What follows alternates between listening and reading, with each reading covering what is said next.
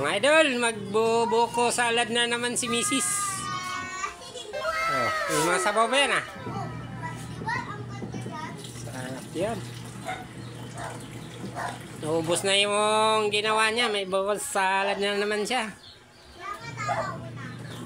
Sana all. Oh, minikos-mikos. Sarap oh.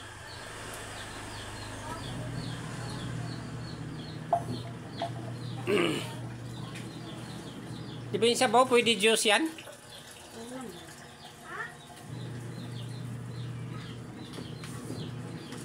Wow. Oh.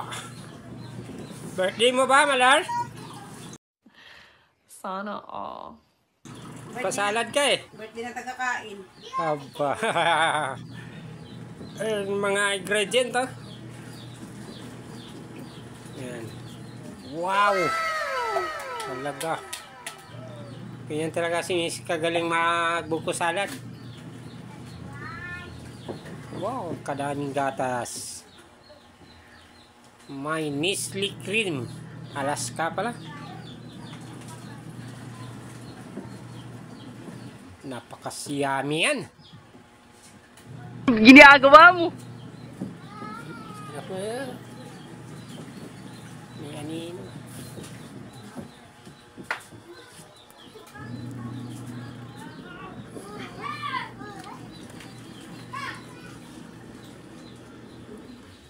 Wow.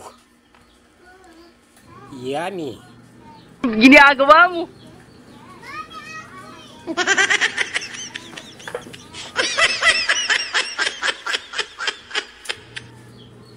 Sarap. May Alaska ano ba yan? Gatas din yan? Cream. Parang gata. Nis. Yeah. Sarap talaga oh.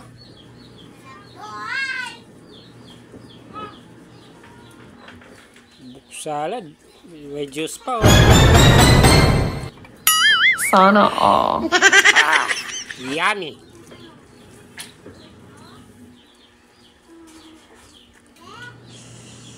Mikus-mikusin pa niya yan mga idol. Katapos lagay ng ano, may mikus-mikus pa yan. Ayan na mga idol, mikus-mikus na ni Mrs. Paborito mo talaga yung salad, Mrs. Okay. What? What the fuck? Kuma? Lakinan mo. Ano yan? Laki ng pinya. Akin na, kainin ko. Hindi. Sarap yun.